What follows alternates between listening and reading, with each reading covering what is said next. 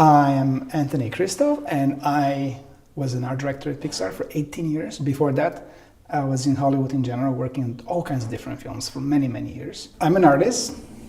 I'm also a manager and organizer, I guess, because when you work in film, in animation, especially when you work as an art director, you kind of have to have the ability to organize and manage a lot of creative types, which is very often is like a herd of cats, and it's an art in itself.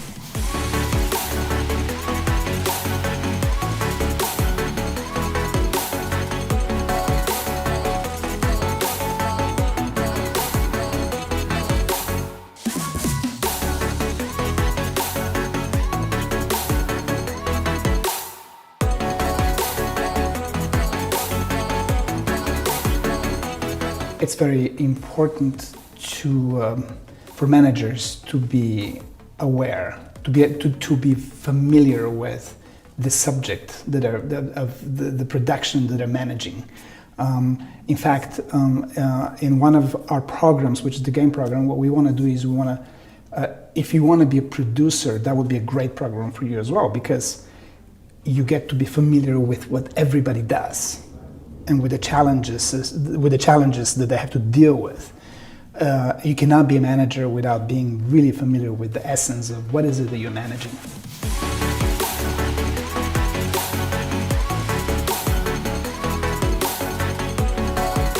I think that the game industry is a big mystery for a lot of people, but it's gaining momentum here. There's companies that are hiring. Some of them are planning to double the number of their employees within the next year. It's a very exciting, very interesting industry. There's a lot of roles there, and very few people are aware of them. What is level design? Level design is essentially creating the different the worlds or world building that the game sucks you into. You know, the idea for you when you play a game is to immerse yourself and to immerse and to be part of this world. And so, creating this world, it's a technical term, but it's very creative as well. So it's a great place, just one example where technology and creativity blends and becomes one.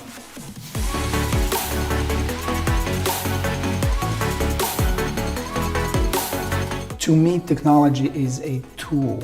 It's but a tool of expressing yourself. The same way, like for example, in our fundamentals program, we have perspective and figure drawing and human and animal anatomy.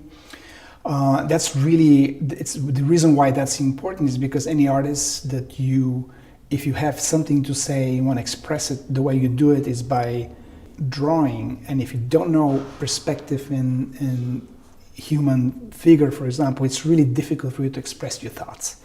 Technology is the same thing. If you don't know Photoshop, if you don't know Maya, if you don't know 3D Max, if you don't know all the softwares that the companies use, your ideas are kind of like a tree that falls into the forest and nobody hears it.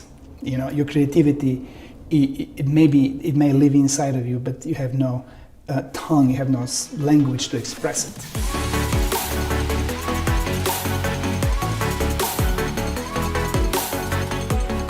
My best friends were the technical people.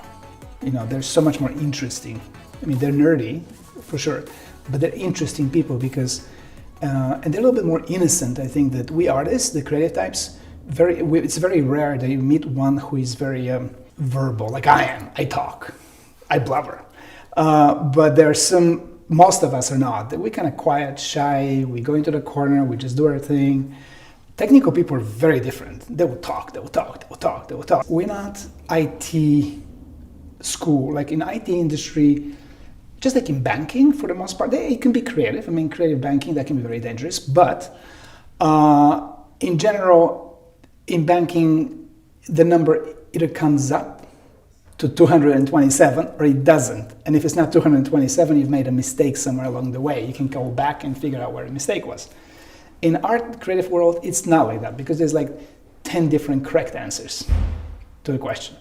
And so not everybody will be a good fit for every company, every project. It's just a matter of finding your own fit, your own mission, your own creativity, your own personality, And so, but a large percentage of them will find work in the country. The big companies are, as I said, they're looking to double their employees within a year or two.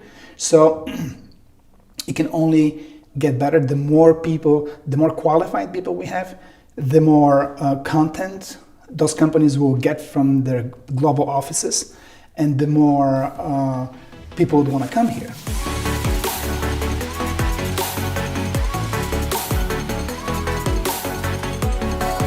You know, we have such limited human resources that if we rely on outsourcing forever, we're going to be kind of elbowed out by so many more populous nations. And so we're hoping that we're going to keep young people here as well and give them the opportunity to grow with the industry.